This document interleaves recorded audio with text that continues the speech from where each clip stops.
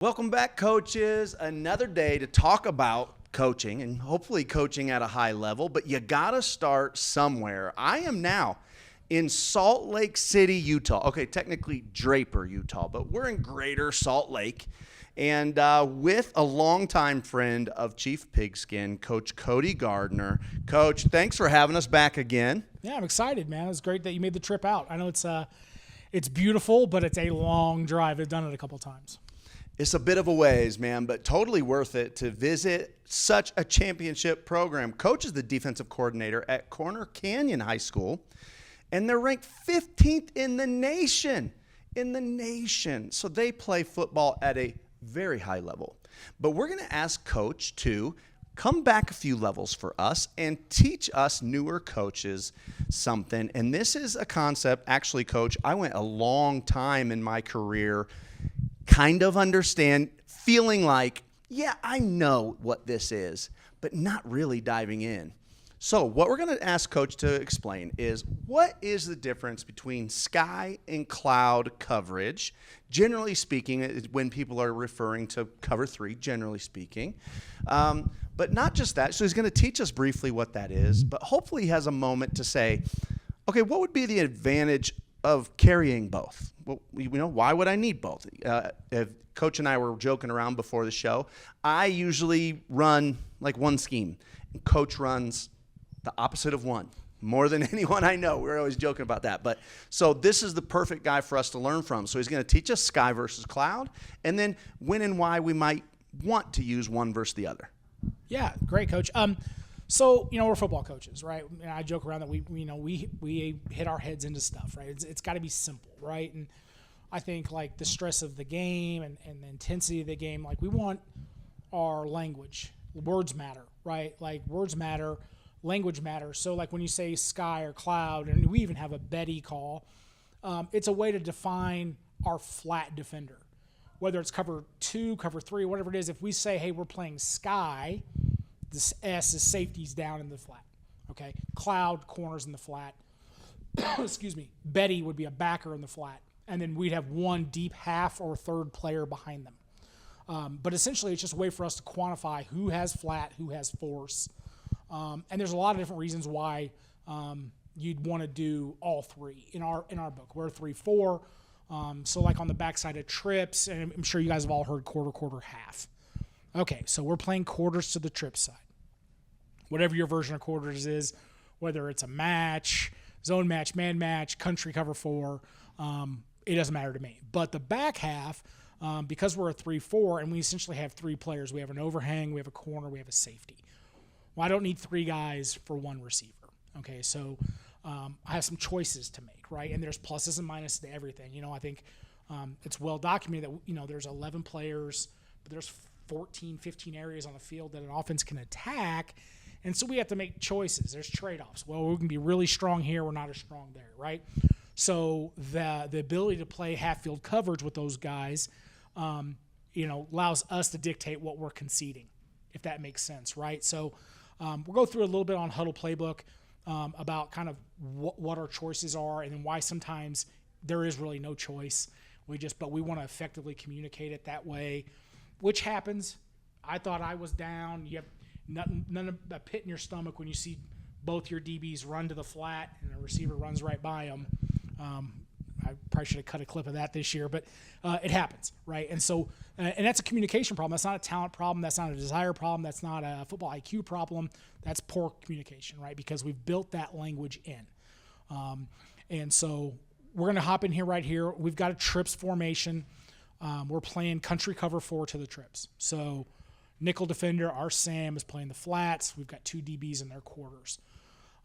We'll start off with probably the most popular one is we're going to take that backside safety, okay, and we're going to have him spy or poach the post, okay? So if we had 3 verticals come out from the trip side, we've only got 2 DBs, right? And so you're asking 2 guys to guard 3. It's zone in theory, right? We teach them how to midpoint and play 60-40 towards the closer receiver, bait the ball to the sideline, all that great stuff. But let's be real, 3-on-2 is 3-on-2, right? Sounds like basketball at that point. So we're going to take that that safety and have him spy the post, have him look at the post and see if we've got a third attacker. Also helps if people take one of those guys and bend him all the way back. He's kind of looking for that threat. That way the front two guys hopefully never have to guard more than two into their zone. Okay, and so we've got the bandit, our weak side safety, rotating out. And that gives us on the backside with two defenders now, right? So we've got an outside backer and we've got a corner. So for us, we would call Betty. Betty means the backer has the flat and the corner's going to play the deep half, but it's a little thirdish, right? Because we've got that post help. Right? So that's the nice part. So now our backer, who's very comfortable playing force, right, which we like. In this situation, we've got a running back away from him, so he's going to fit the run, all that kind of great stuff. Let's say, for whatever reason, they're real run heavy, they're tough, they're physical, and we want to, or they go with a nub tight end. Let's go nub tight end. So now the tight end is, excuse me, get that deleted. The tight end is away from trips, and we want to put our backer over the top of him. Okay? So our backer now is over top the tight end. He's not going to be great in coverage, right? I've learned a long time ago, be careful what you ask a kid to do, right? If you expect him to be physical with the tight end and then carry the flat, you're probably asking too much, right? So now that he's essentially not available, but we still want to play quarter, half, we still want to have a force defender, and we don't like to make guys play force if they're attached to the surface. So now we're going to check cloud. So now my corner is going to move down off the edge of the formation, and our safety is now going to play the half. Okay, so now the backer is out of the combination. We still have a single receiver. We need to play 2-on-1. We need a force defender. How do we create that? Cloud coverage. Okay, so now we bring him down. That way our Zeke can play like a D lineman and be super physical and not let that tight end off the line of scrimmage without the concerns of having to play pass coverage. Now, great situation for us, right? It's a great call, right? It's a good call. Cloud's a good call.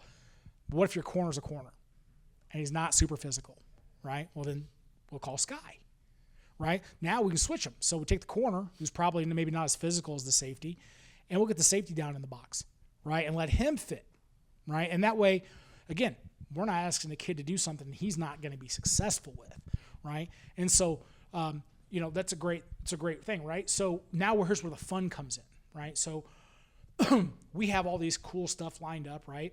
Well, now I can blitz that linebacker, right? In fact, if the receiver's showing out and I have the receiver, my backer at depth, and we call cloud, I can blitz him because I'm still 2-over-1.